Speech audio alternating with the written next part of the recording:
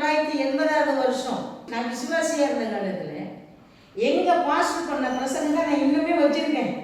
45 வருஷம் ஆச்சு, இன்னுமே வச்சுருக்கேன். எனக்கு சந்தேகம் வரும்போதெல்லாம் ஊழியக்காரங்க பேசுன அந்த வார்த்தையை எடுத்து நான் என்ன செய்வேன், படிப்பேன், பார்ப்பேன். இப்போ நம்மளாம் ரட்சிக்கப்படுதுன்னு வச்சாச்சு, நம்மளாம் மறந்து போயிடுறோம்யா. ஆனால் நான் ஞானசானம் எடுத்தது எப்போ தெரியுமா?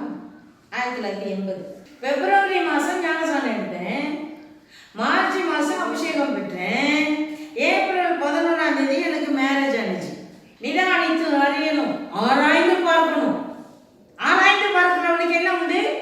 நித்திய ஜீவன் அவனுடைய வாழ்க்கையில எப்போதுமே என்ன செய்யணும், இருக்கணும். அவர் காலம் இருக்கு மட்டும் நீ வாழ்ந்து கொண்டு இருக்கிறாய். ஆனால் ராக்கான ஒண்ணு வருது. அப்ப பசுத்தாவியானுடைய காலத்துல நீ இருக்கிற நீங்களும் நானும் ராக்காலத்தை என்ன செய்யக்கூடாது, சந்திக்க கூடாது.